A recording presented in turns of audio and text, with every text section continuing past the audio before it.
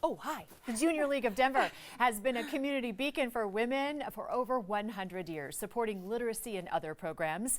The league continues to provide community service and support.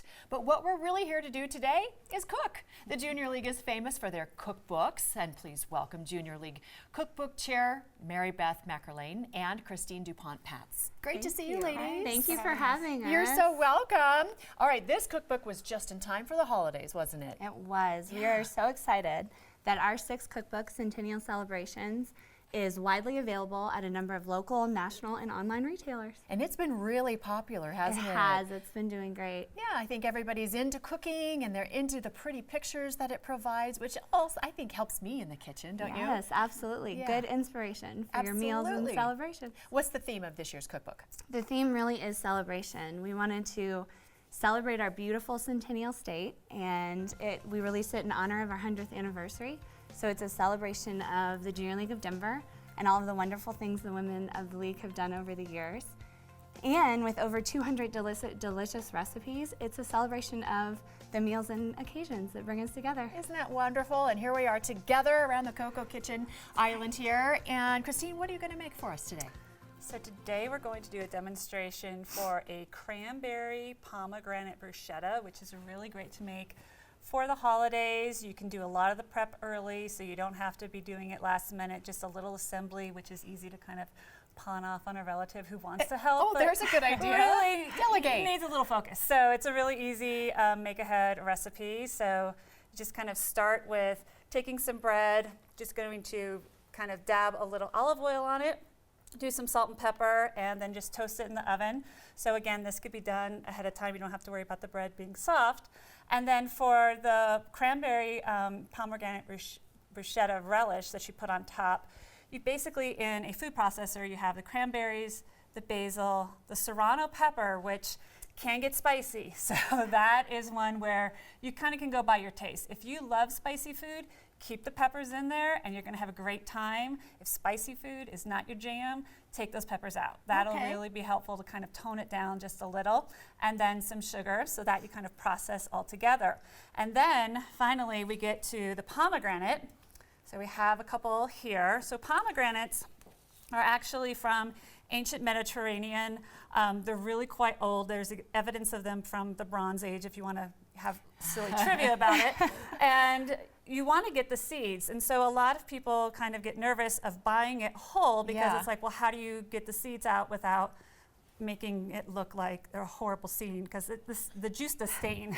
Yeah, it so does. it can get really messy. So the easiest way to do it, really sharp knife, and I just have a plain bowl of water here. Okay. So if you put it near the water, it's going to really focus that juice down so it will not get all over your countertop. So just take, again, especially a sharp countertop knife. like this. If you've got a nice marble countertop, Yeah, marble, not red a good pomegranate might be day. a little tough to get off Just after the not holidays. a good day. Not a good day. So I think people are intimidated by pomegranates. It is definitely one of those fruits that you go, oh, it looks so pretty, but I wouldn't know what to do with it. absolutely.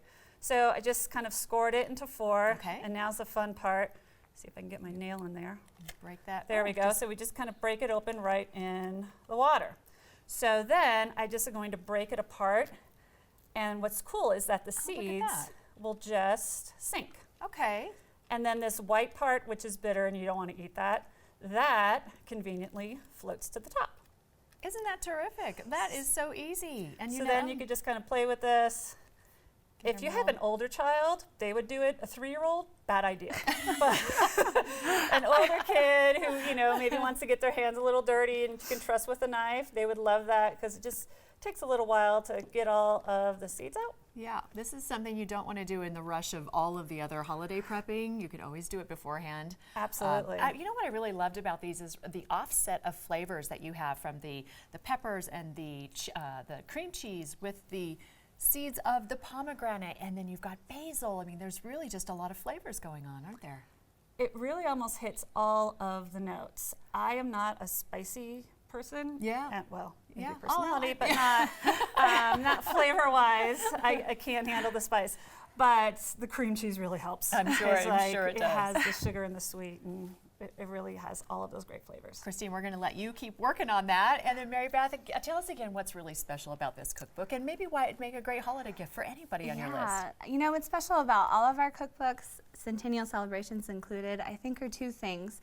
The recipes, they were submitted by the community, tested at home by home cooks, so you know you can make it at home too. If we can do it, you can. And they also really represent Colorado, so they're a great gift, they're a great souvenir, great to have at home if you love Colorado. We have pictures at iconic places throughout the city like Red Rocks and the Botanic Gardens, and it's beautiful to look at. Absolutely. Hey, by the way, your cookbooks are a fundraiser too, aren't they? They are, Important yes. for people to know. They are a fundraiser, so all of the proceeds from the sales of our books support our mission, which is basically training women to be civic leaders and to help improve the community. And right now our community programs are focused on early childhood literacy. Wonderful. And that's a great idea, a nice partnership. Well, thank you so much. All your hard work will pay off. Somebody will enjoy all of this. Thank you. Somebody here. Centennial Celebrations is available now at Tattered Cover. For a complete list of retailers, you can visit jld.org. You can order yours today, and while you're at it, get one for a friend. It makes for a terrific gift, trust me.